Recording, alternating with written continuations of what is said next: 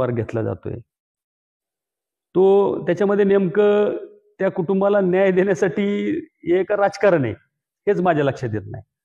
कारण त्यांचा राजीनामा घेऊन याच्यामध्ये काय बदल होणार आहे? हे त्यांचा राजीनामा मागणं म्हणजे निव्वळ याच्यामध्ये राजकारण आहे असं माझं मत आहे. नाही आता काय आहे बरं का, याच्यामध्ये आपण म्हणजे ही परिस्थिती हे आपण थोडी जास्त सांगायला लागलो. बीडचा बिहार झालाय वगैरे अशी नाही परिस्थिती.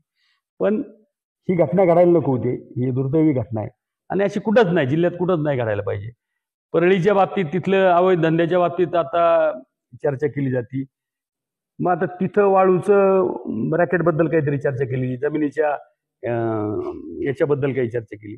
मग ते आष्टीमध्ये नाही का? आष्टीमध्ये कोण वाळूचे धंदे करते? आष्टीमध्ये जमिनीचे जे हे कुटाने केले ते कुणाचे आहेत? आष्टीमध्ये देवस्थानच्या जमिनी कुणी लाटल्यात? आष्टीमध्ये बऱ्याचशा गोरगरिबांच्या जमिनीवर अतिक्रमण कुणी केलंय?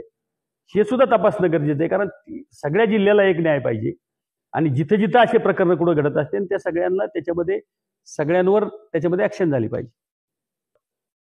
तर एक लक्षात घ्या, हे आष्टीमध्ये पवनचक्क्या जे चालू होत्या त्या कुणामुळं बंद पडल्या? कंपन्या का निघून गेल्या इथून? मशिनरी सुद्धा दौलतगावच्या त्या एरियामध्ये आताही त्यांची मशिनरी तिथं पडलेली आहे.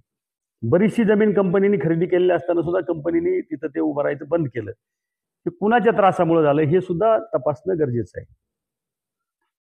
सध्या बीडचा पालकमंत्री धनंजय मुंडे होऊ नयेत अशी वारंवार चर्चा नाही, त्या बाबतीत ठरवतील की नेमकं पालकमंत्री त्यांना करायचं का कोण. मी लहान माणूस, त्याच्यामध्ये मी नाही बोलू शकत.